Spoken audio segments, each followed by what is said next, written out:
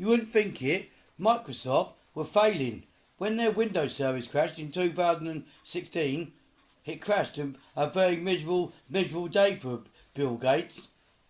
And back last year, he just knocked on Google's door and asked for their Android service to go on their Surface Duo. And he also asked Samsung to make the screen for the Surface Duo and his next mobile venture. See, Bill Gates knew his Windows service wasn't going anywhere, so you had the apps were shutting down. And then the next minute you couldn't get on Facebook. Facebook Messenger and Facebook shut down on a Windows phone, and then Snapchat shut down. You couldn't. They terminated the Snapchat site on Windows phones, and then would you believe it? Instagram shut down. They were taking the apps off. They were shutting down because they realised that Windows phones were a load of rubbish. Where Bill Gates bought it 2014 from Nokia, it was collapsing anyway, because Nokia realised when the iPhone came out in 2007, when Steve Jobs made the first gen iPhone, Stephen Enoch realised that iPhones were more powerful than the N95 that Nokia was doing. It had a better service, because touchscreen phones with physical apps, could do the job much better than what Stephen Enoch's Nokia N95 was doing. And the camera was better on the iPhone. And the hardware was better, because iOS was invented for the iPhone, and the platform has got better. And as you know, Android's got better. We're now on Android 10, and later on in the year, I think it's October time, Android 11. Andy Rubin's got Android 11 on the way. Could it be even better, where the pictures get better?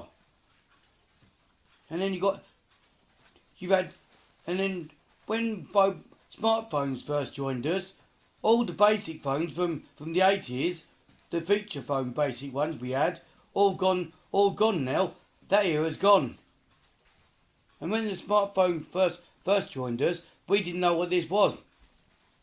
This was an innovation. Now phones can talk to you now. You've got Google Assistant, you've had Bixby, you've got Alexa, you've got Robin, you've got Alice, you've got virtual assistants now, AIs.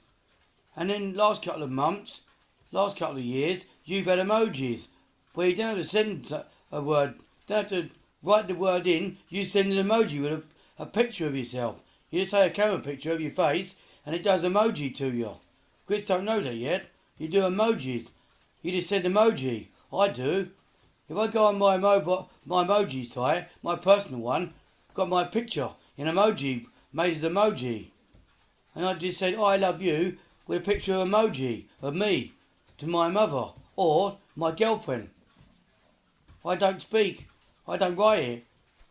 And then when I'm on my email address, I just email. I don't send a letter through the post. I don't need to. And then I go on Bebo and Periscope and chat over the internet to our people in America, doing Skyping around the world. So I'm live chatting from my room to someone in Los Angeles right now. And as today, I was Skyping Charles over the road. We're now Skyping each other on Duo, on Android, like FaceTime, on iPhone.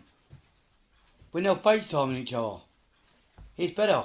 You're now talking through your tablet to him over the road. And when I was outside I was talking to him over this side, through my tablet, him over the road. We was as well. You FaceTime. That's what we do these days.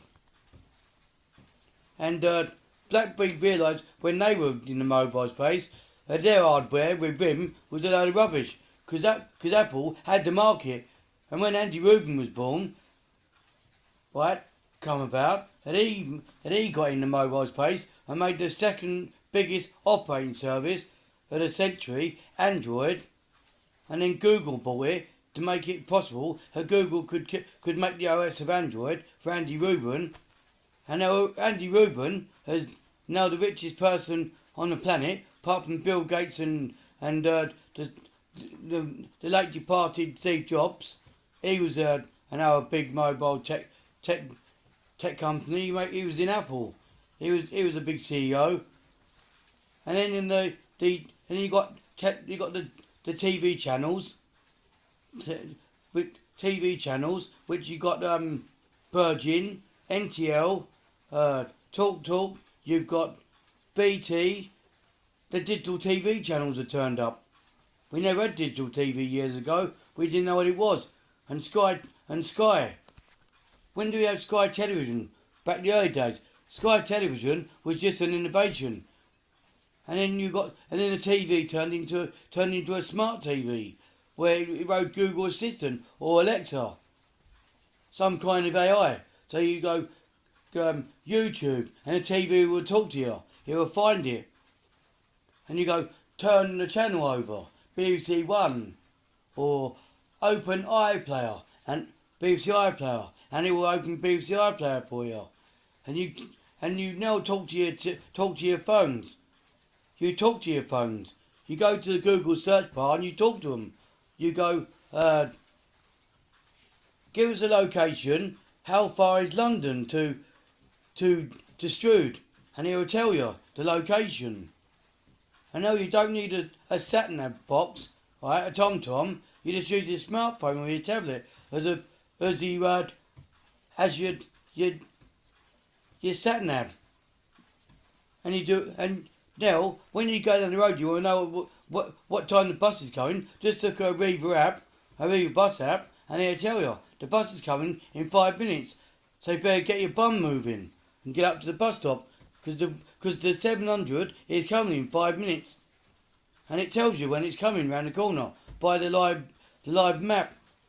And now, in the last couple of years, you can order your taxi online now. So if you want a Strood cab, just go on the Strood cab app, and then the other one, the computer cab app, and you just set up where you're going, what destination, and when you get to the other end, you pay for it.